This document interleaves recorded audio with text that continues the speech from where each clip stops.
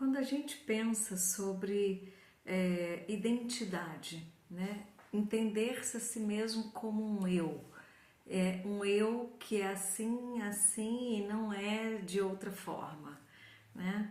É, essa questão de identidade se forma em nós a partir do contato com o outro, né? Então, é, quando a gente é criança, né, a gente escuta, você é assim, você é assado, é, você é menina, você senta de perna fechada, né? Você é menino, não pode brincar com boneca, né? Você é assim, você é isso, você é uma pessoa muito boazinha, né? Ah, como você é boazinha.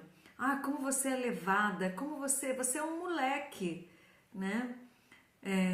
Olha, essa menina parece um garoto. E então, quando a gente é criança, a gente vai escutando, escutando, recebendo coisas que a gente só recebe. E a gente só recebe e a gente vai processando no sentido de entender-se a si mesmo a partir daquele parâmetro externo, né? Em algum momento de maturidade cognitiva, a gente começa a observar do lado de fora e se dá conta sobre si mesmo, né? Então a gente para de apenas receber o que informam sobre nós, mas a gente começa também a fazer uma formação de entendimento sobre si, né? Eu estou falando, obviamente, de uma forma simplificada, mas é um processo que acontece assim, né? Inicialmente é passivo o processo e depois ele entra num processo mais ativo. E nesse processo ativo, cognitivo, pessoal, né? Existe uma importância fundamental de contato com os outros, com as pessoas, com o mundo, com as situações, para o nosso processo identitário, para a gente se entender com uma identidade, né? Então, quando a pessoa chega ao ponto de dizer eu sou homossexual, eu sou bissexual, eu sou poliafetiva, eu sou assexual, né? Quando a pessoa diz esse eu sou, né? E aí fala, vamos dizer assim, uma nomenclatura que é um conjunto de entendimento sobre alguma área da sua vida, né? Esse eu sou, ele só acontece dentro de nós a partir do contato com a diferença, a partir de contato com o outro e percebendo que existe uma diferença entre mim e o outro. E aí, em algum momento, a gente começa a formar esse eu de uma forma mais robusta, né? Então, quando nós percebemos diferenças, vamos lá, entre nós e os outros, nós começamos então a nos enxergar com maior objetividade, ok? Dito isso,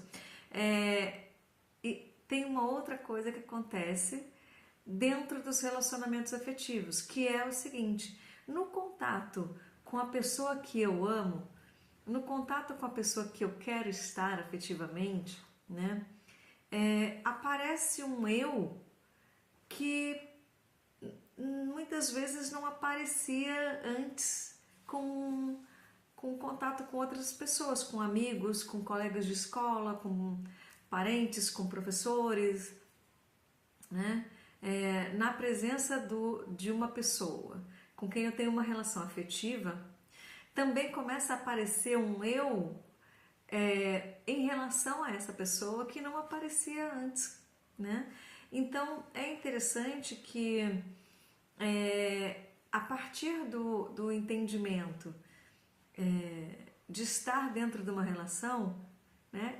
Quando você já assume para si próprio que você está dentro de uma relação afetiva, automaticamente você começa a se aperceber de situações suas que você só vive ali, que é o que a gente vai, de alguma forma, também entender que é a própria identidade do casal, né? E que tem a ver com a intimidade e o entrosamento do casal, né? Então, existe uma faixa dessa identidade nossa que só se manifesta estando em relacionamentos afetivos, né? E aí, a provocação que eu faço é: quais são aquelas coisas que você só faz quando você está se relacionando afetivamente, né? Ou você já percebeu, por exemplo, que quando você namorou uma pessoa que era musicista, tocava violão, cantava, você se interessava por música e aprendia mais música, e depois você namorou uma outra pessoa que tinha hábitos desportivos e você se descobriu também estimulada e descobriu a esportista em você, né? Muito de nós se manifesta dentro de relacionamentos afetivos de forma praticamente única, que nós não conhecíamos antes, né?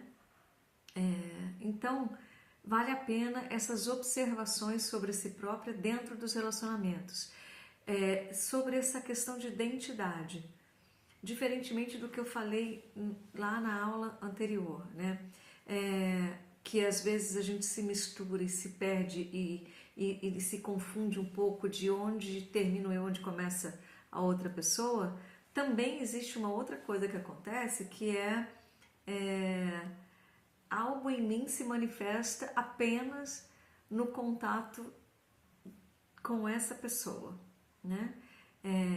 Então é importante a gente ter esse olhar espelhado para dentro para conseguir perceber a diferença entre nós e nós mesmas dentro e fora de relacionamentos, né? Para a gente começar a ter um pouco mais de consciência de como nós lidamos conosco mesmas, né? Quando estamos dentro de relações afetivas.